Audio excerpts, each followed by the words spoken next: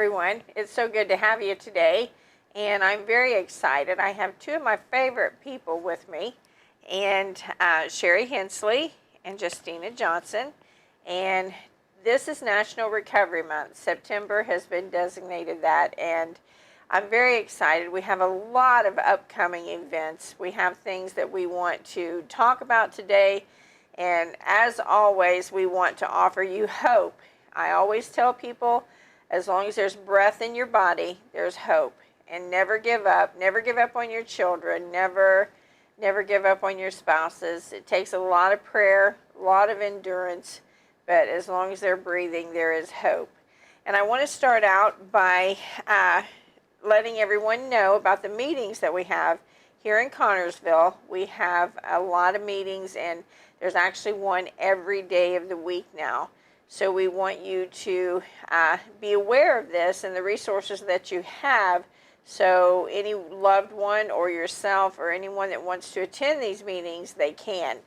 Starting with Monday evenings, there's Better Days at, they have moved to the First United Methodist Church. They're on Central Avenue in the basement, and their meal is at 6 p.m. and the meeting starts at 6:30. And on Tuesday evenings, we have Brianna's Hope, and that is at the Biker Church, Cross Point Biker Church, and the meal is at 6. The meeting starts at 6:30 and lasts until about 8 o'clock. On Wednesday evening, there's some classes at Community Corrections, anger management, criminal addictive thinking, and but you need to call them and set up arrangements for you to go, because they have a certain amount of people that can be in those classes, but they're great classes and they will help you. On Thursday evening, we have an AA at the Eastview Baptist Church, and that starts at 7:30 to 8:30. And in Cambridge City, Brianna's Hope is at 6:30, and the meal again starts at 6 p.m. And then at 7 p.m. at the House of Ruth, we have an on-site Bible study. On Friday evenings, there's an NA at the Eastview Baptist Church again, and it's 7:30 to 8:30. And on Saturday evenings, we have a Brianna's Hope on 8th and Central at the Methodist Church at 6:30 p.m. And again, the meal is served at 6. On Sunday evening, we have a group we have actually two groups, and one is ages 7 to 12, one is 13 to 19, and it's at the St. Gabriel's Parish House upstairs, and it's called 3D Next Generation, and it's from 6 to 7 p.m. And then at the same place, St. Gabriel's Parish downstairs is Victory Over Concerned Persons, and that is for ages 19 and up, and this is for persons with loved ones in addiction. And that's been a missing component for a long time, because when someone is in addiction, the entire family suffers. And this is one time that we felt like children, teens, parents, grandparents, aunts, uncles, spouses, you need encouragement also. So this is a great opportunity for you to get with people that's going through the same thing that you are, that want to help you. And then at 7 p.m., there's an NA group, and that's in the parish house also downstairs. So now, and I want to tell you about one more event, and this is at the end of September, September 28th. And we usually do what we call the Royal Ball in October, but we have changed it, the committee has decided and changed it to September, since it is National Recovery Month, and we want to support National Recovery Month. And it is a benefit for the House of Ruth, and it's called Recover, Succeed, and Thrive. And that's what we need to do when we're working in recovery. It's Saturday, September the 28th at the John Miller Building. Doors open at 6, and for gathering around and appetizers, and at 7 p.m. the program begins. Our guest speaker is Amy Brinkley, and she's an author and she works at the Bureau Chief for the Office of Family and Consumer Affairs at the Indiana Division of Mental Health and Addictions. She's a person in long-term recovery from mental illness and substance use disorder. Amy has more than 14 years leading and investing in others, in the lives of others, and she's a wealth of information. She's such an encouragement, and we just want you to come, enjoy the evening, and above all, learn about what we're doing and how we're helping women become more productive in our community, and reunifying them with their children, helping them with their education, with jobs, transitioning them into homes and getting them ready to succeed, to thrive, and to recover. And now, and if anyone wants to get a hold of me, you can contact me at the House of Ruth at 825-3333. And if you want to call my cell phone at 265-7875 to find out how you can sponsor this event, attend the event, you can have a table, whatever. We just want everyone to feel welcome, and we want you to come. And it's business casual attire. So we just want you to come and feel welcome. And we're going to have testimonials from women that have succeeded in recovery. And it's going to be a very nice evening. So everyone is welcome. But it is required. Reservations are required. So without further ado, I'm going to introduce Sheri Hensley and Justina Johnson. And we want to talk about recovery. Both of these young ladies have been through the House of Ruth, and they are both succeeding, thriving, and recovering. And I'm very proud of them, and I am just honored to have been able to be a part of their success. So, Sheri, if you don't mind, we're going to start with you. Just tell a little bit of what does recovery mean to you? What are you doing? How has it affected substance abuse disorder? How has that affected you? First off, it took everything from me. People that I love. It also took my identity, my morals. So it actually just put me in the deepest, darkest place that nobody would ever want to be or should have to be. Yes. And it took every bit of willpower, strength that I had left in me. Yeah. So, it definitely has no, it doesn't care who it is. No. It strips you and robs you of everything. Mm-hmm. Everything. Yep, absolutely. It separated me from my family. Every area of my life was damaged because of it. There was nothing left, nothing. Yeah. And that's where I think a lot of people don't realize, you didn't wake up one day and think, oh, today I think I'll lose my house. I think I'll lose my kids. No. I think I'll lose my dignity, my self-worth. I just think I'll lose. It's a process. Yeah. And being in, they call it substance use disorder now, but to many people being in addiction, living that lifestyle, it's not something, you're miserable. Yeah.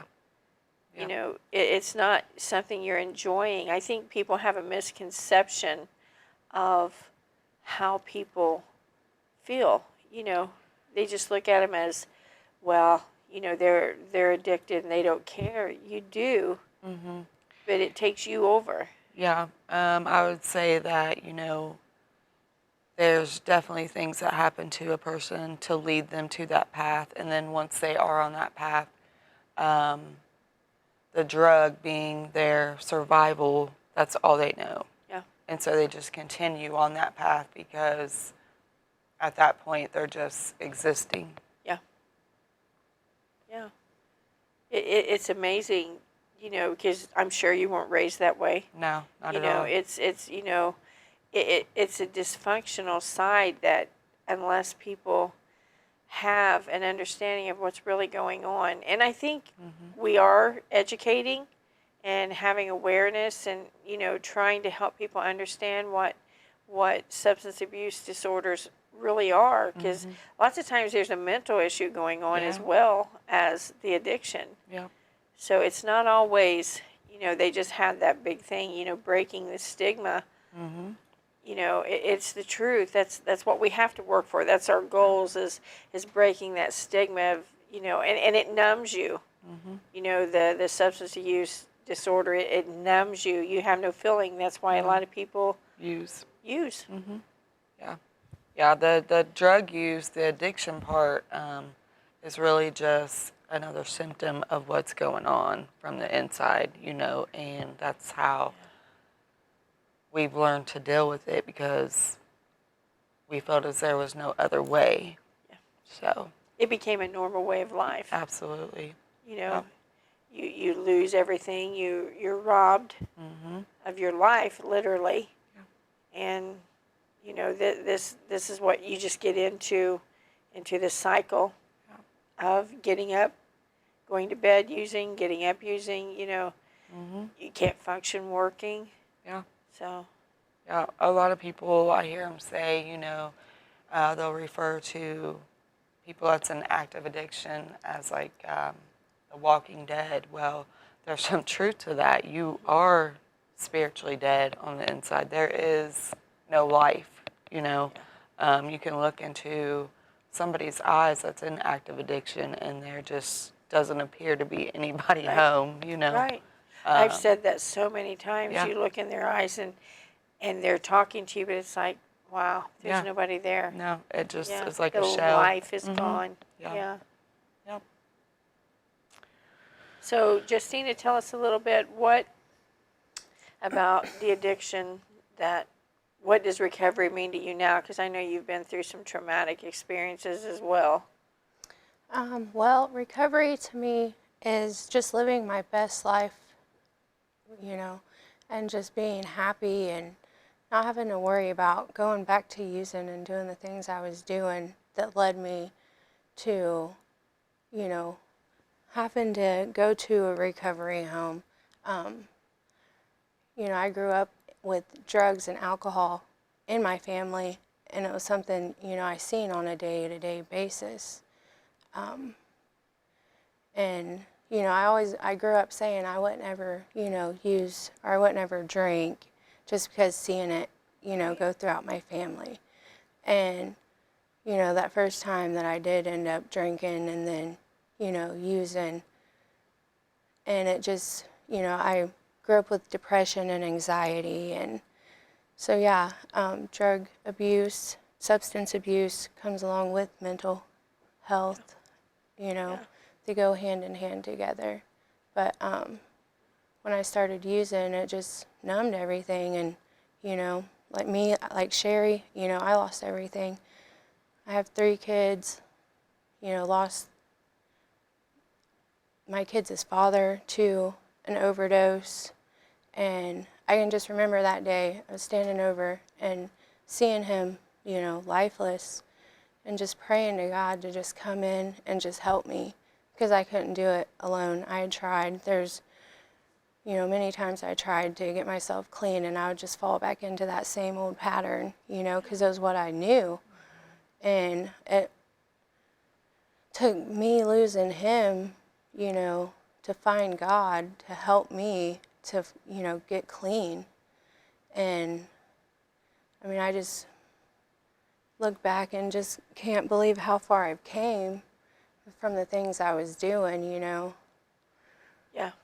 It's when you were talking about that, because so many people that are watching, they've had that same experience. They've lost a loved one, but your loved one was very close.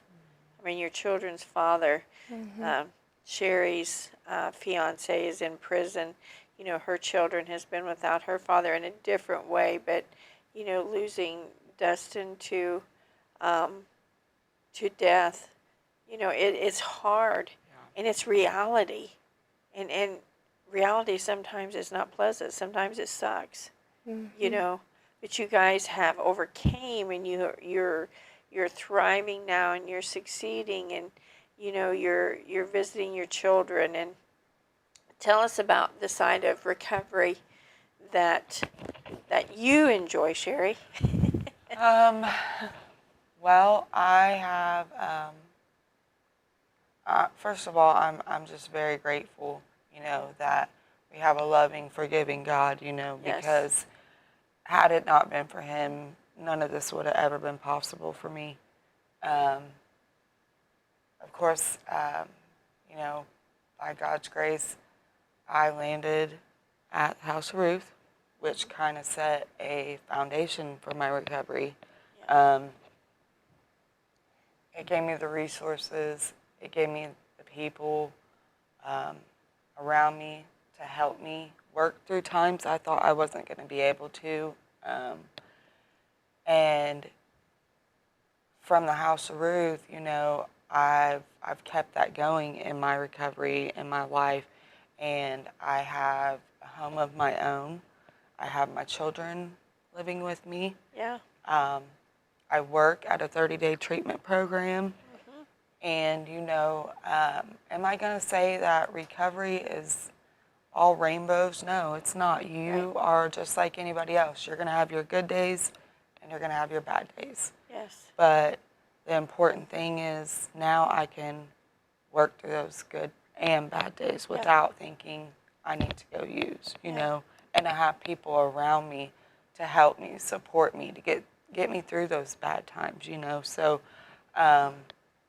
just living a life, you know, on life's terms, and being able to be thankful through every moment of that is what recovery has meant for me. Absolutely. And look what you're doing now, you know, because everyone said, both of you, Justina has her peer recovery certification coach, and then you are going to take your test actually today. Yes. I am also signed up for my ACIT, which is my addictions counselor in training. Yeah. So as soon as I take my test today, I will start on that. Yeah. But yes. So you're giving back. Absolutely. Everything. Yes. That's where my heart is, because I know what it's like to be that person. Yeah. And if I can do anything, I know I can help somebody that's walking in that position that I was. Absolutely. Absolutely. And you're starting a new job today, Justina? Or not, it's Tuesday. Yes. Yes. I start on Tuesday. I'll be working at Meridian in Muncie. I'll be a peer recovery coach there. Okay. So I'm super excited about that. I mean, I just can't even.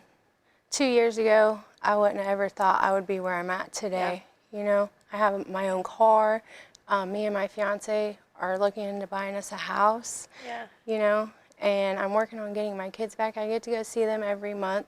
They live in Tennessee, so I go down there once a month, and I'm usually there for like the weekend. I was just there for a whole week, and that was pretty amazing. Yeah. So, you know, I'm just really proud of how far I've came, and it's all been by God's grace and mercy.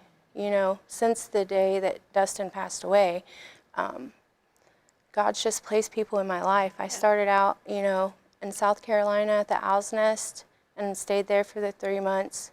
And, you know, my mom started looking into places because I knew 3 months wasn't going to be long enough. Right. You know, and she called me one day and she said, well, I found the House of Ruth. And I was like, well, where's that? And she was like, it's in Connorsville. I was like, well, where's Connorsville? But, you know, and I called Sharon, and she accepted me into the program. And, you know, that's just God bringing somebody else into my life that knew, I mean, he knew what I needed and where I needed to go. And just this whole 2.5 years has just been nothing but blessings. And that's all just, you know, coming from God. Absolutely. And just setting me up with the resources and stuff that I needed to, placing me where I needed to be. And now, you know, I'm giving back, and I get to help people like me with, you know, substance use disorder. And Well, I know that, when people first come into, because, there's felonies, most people that are in recovery have felonies, they have, probation, they have parole. There's so many things that goes with it. And then when they go to get a job, it's like, oh my gosh, I can't live on, minimum wage. I need a better paying job. And just you two should give people hope, because people told you, well, you'll never be able to get a job there. And you Right. guys actually started the detox center here when Fayette Memorial, Yeah. before it became Reed, you was at the detox center, and you're doing groups with people. Tell them what you do in your job, Sheri, because you came home and shared with me, the different things. So on a day-to-day basis, I will have groups talking with the clients that I work with, discussing, the topics that come along with addiction, and that could, be several different things. Grief, triggers. There's just so many things that addiction brings on to your life that you have to learn to work through. Coping skills. I never It's a knew biggie. nothing about coping skills when I first, attempted recovery, and without them, you don't know how, and so yeah, I facilitate groups with the clients every day. I also help them with anything they may need. It could be, something material that they need, or it could just be, somebody to vent to, somebody to ask advice from. Absolutely. But I enjoy it with everything in me. A lot of people say, it's not about the money. The money doesn't make you happy, and that is so true, because every day I wake up, like, I am excited to go to work. Yeah. I'm excited Yeah. to make a difference and help somebody in their life, and that is priceless. Oh, absolutely. Yeah. And you were talking about coping skills. We need coping skills. Go to Walmart. Yeah. not even in, in substance abuse. It's people need coping skills, and we think, and that's the same way with the families of everyone in, recovery. We definitely need coping skills, and I just found that. I seen that on Facebook the other day. They were talking about, going to Walmart and said you need coping skills. It's the truth, and but in recovery, I think you have that added pressure, because you're trying to, and you don't want to have to feel this way, but you really do, because you people don't trust you anymore. People don't, you have to build that confidence back in people. Absolutely. And I think having those coping skills, just knowing that in time, it will happen. Because I can remember you guys sitting in my office, and we'd all be crying, they'll never trust me. And look at where you are today. Yeah. Yeah. The restoration doesn't always come as quickly as we want it to. And that's one thing, I've shared with you about my sister and I. She hasn't spoken to me for over 3 to 4 years, and it was just a couple weeks ago that she had finally told me, that she had forgiven me and that she loved me. And, had I have wished it happened sooner? Absolutely. But, you have to let your loved ones heal too. Yeah, absolutely. Because they're hurting. Yes. Yes. Feelings matter. Words matter. And, yeah, for sure. So tell us about your job.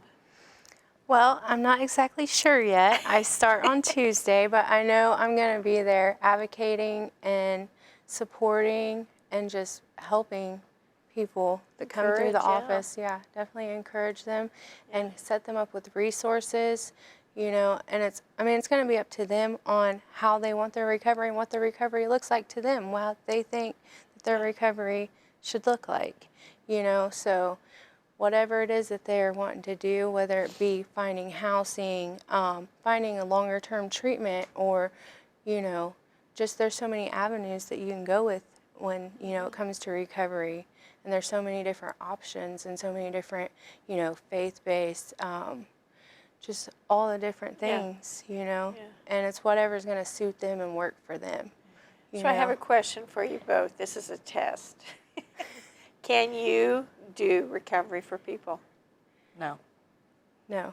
They have to want it. They have to put in the work. Yeah. Somebody told me once that recovery is not free and rent's due every day. Yeah. And, that's not just recovery. That's life. Yeah. You get what you Put into it. exactly. Yeah. And I have to do things, just like having a home. I have to do things to maintain that home. Yeah. Well, this life of sobriety and success, I have to do things to You get have that. to do it. Exactly.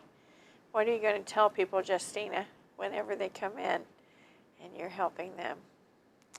Recovery is possible, but it's going to take you wanting and being willing to change and being open-minded and honest for, you to get those things. Yeah. But it takes a lot of hard work and effort, and it's not going to come easy. I mean, it takes work. It's going to take a lot of just being willing and allowing that change to happen. Yeah. And whether it is that you're there because you have to be, or there because you want to be. Yeah. Just be open-minded to knowing that life can be better than what it is right now. And you hit the nail on the head when you said, honesty. Just be honest. Mm-hmm. People know, that what you're doing. They know the lifestyle you're in. I mean, it's not, rocket science. I mean, it's people know, but people understand. There are people that understand where you're at. There's people that want to help you, that desire to help you. I mean, I can remember, like I said, I'm sitting here thinking my mind is just flooded with memories of our office talks. I always tell people my office is a therapy session, usually. Absolutely. And, and I can remember, the first day that Sheri came, I mean, she was a mess. And the same way with Justina, but, and at first I don't think they even realized that they did want recovery as bad as they did. They just knew they had to change. Mm-hmm. And whoever you're working with, whoever that you're trying to help with the recovery process, they may not, they hurt. I mean, their body hurts. It's physical as much as it is mental. I mean, there's a physical pain that comes with what they're going through. But just as I said at the beginning, I mean, if there's breath in their body, there's hope. Never give up on them. I mean, these two young ladies are a perfect example of that. They're a perfect example of just wanting more than what you've had. If both of you could look, we have a short amount of time, into this audience and tell them, if someone asked you, what can I get for recovery, or what do I need to do, in just about 15 seconds, tell them what you would do, Sheri. I would just care for them and love them when they're not able to love themselves. Absolutely. Justina, what would you speak to someone right now? That I just hope and pray that you can just look inside and figure out what it is that you want to do and just go for it, and don't look back, and just keep moving forward every day, and I'll be here to support you. Oh, that's great. And just know that it's National Recovery Month, and we want to encourage you. We want to help you. We want to support you. And above all, we love you. And never, never give up. Never give in. Recovery is possible. And I pray for you. These women pray for you. And we love you. God bless.